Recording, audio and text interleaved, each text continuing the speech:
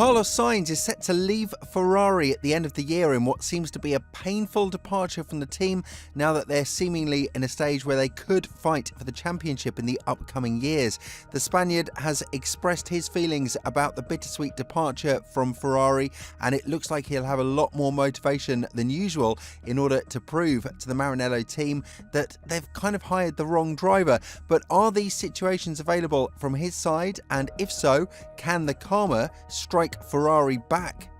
One of the most controversial decisions that was brought in the past couple of months from Ferrari was, of course, to bring over Lewis Hamilton, and the discussion was always open as to whether or not he's past his prime and whether or not he's worth building a team around. The Maranello team decided that yes, he is, but because this is a brutal sport, 3 doesn't fit into 2, it meant that, of course, one of the current drivers had to leave, and that is Carlos Sainz.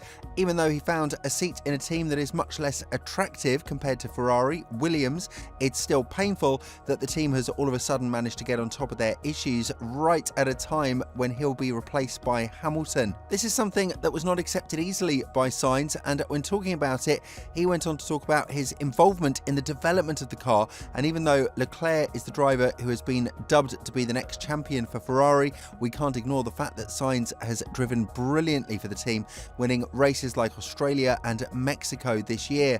When talking about it and how it affects him as he's set to move to another, less competitive team in 2025, Sainz said, "I am a driver who loves getting involved in the development stuff, living at Maranello to improve the team. When I arrived at Ferrari in 2021, my target was to win a championship. We might do it this year in the Constructors. It would hurt more if next year they are fighting for the driver's title. I will feel like I obviously had a bit of an influence in building this team to be a championship fighting team, and to not be here next year definitely hurts." Even though Sainz has started the 2024 season on a high note by winning in Australia and outperforming Leclerc in the first couple of races, the true picture was shown in the remainder of the season once the Monegasque driver had gotten to grips with his car. The head-to-head is going well in favour of Leclerc, who finished higher than Sainz 12 times, while the Spaniard has done so 6 times this season. In qualifying, the Monegasque driver leads his teammate 13-7, and while he has more wins than Sainz in 2024, 3 compared to the 2 of Sainz, there is no doubt that he had a massive influence into turning Ferrari into what they are today. Therefore, you would normally accept the fact that Sainz is not ready to leave Ferrari just yet, because obviously he will need a lot more time to adapt to a project team than Ferrari, and with the resources that the Grove-based squad has, it will be much more difficult for him and Albon to extract the maximum out of the car and return the team back to its old glory. Still, Sainz is looking forward to the venture that is waiting ahead of him, and when addressing it, he said, "You turn the page. I can't wait to be at Williams. It's just the way things have panned out with Ferrari. I am a big believer that you can never say never. In everything I've been through, I try to leave on good terms. I try to put myself in good positions. I am a guy who has good relationships with people. I am relaxed in that sense. I will leave the door for Ferrari open. For the next few years, Ferrari is not an option for me because I'm committed to Williams, but in 4, 6, 8, 10 years' time?" What this means is that Sainz might do something that has been done by Raikkonen, return to the team after trying out ventures in other squads and even retiring for a brief period. However, we can't compare a man that is still standing as the last champion of Ferrari to Sainz, who has driven for just 4 seasons and won 3 races while being more or less dominated by his teammate. Nevertheless, the statement of Sainz is a correct one, because if you were to go and ask Leclerc, you would notice a vast dose of optimism that Ferrari can and will be the next world champion. And when addressing this matter, Shah said, "I feel like we are working well. However, it's a relative sport and it all depends on how well the others are doing as well. And they are doing super well for now. So we've got a lot of hard work to do in the next few years, but I believe in the project. I have to believe in the project 100%, and I'm sure that Ferrari is the next team that will be world champion. We've just got to keep working." Now, Sainz himself has been adamant adamant that the decision to be replaced by Hamilton is not hurting him in any way whatsoever, because he understands the position that Ferrari had found themselves in.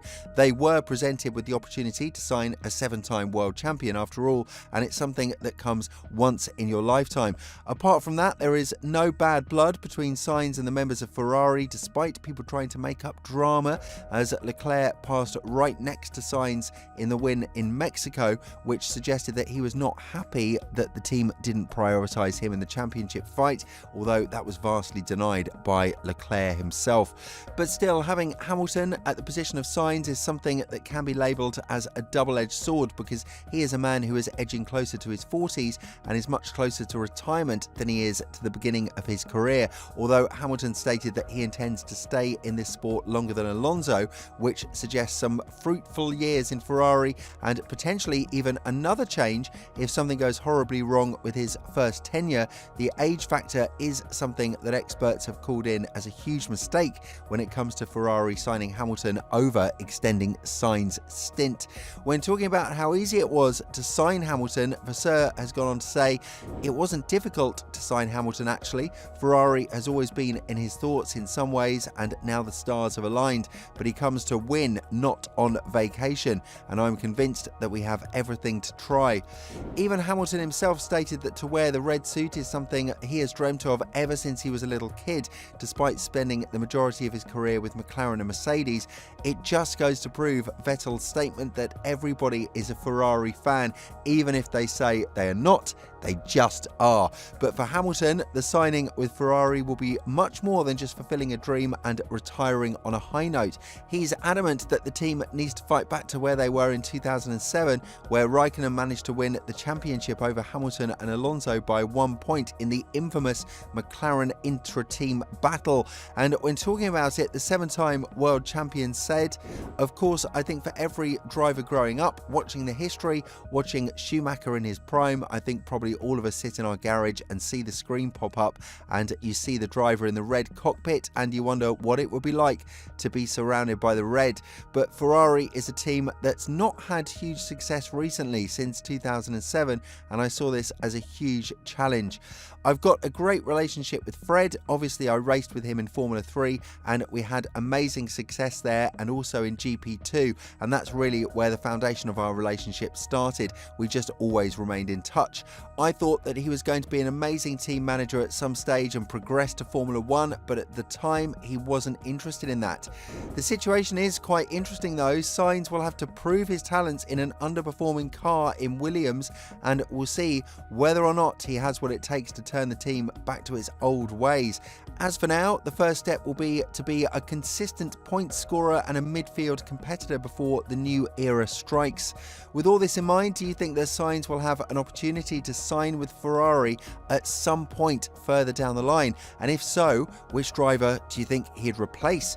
Let us know in the comments below, and if you're interested in the latest development regarding Zhou and his potential commitment to Ferrari, make sure to click on the video that's appearing on your screen right now.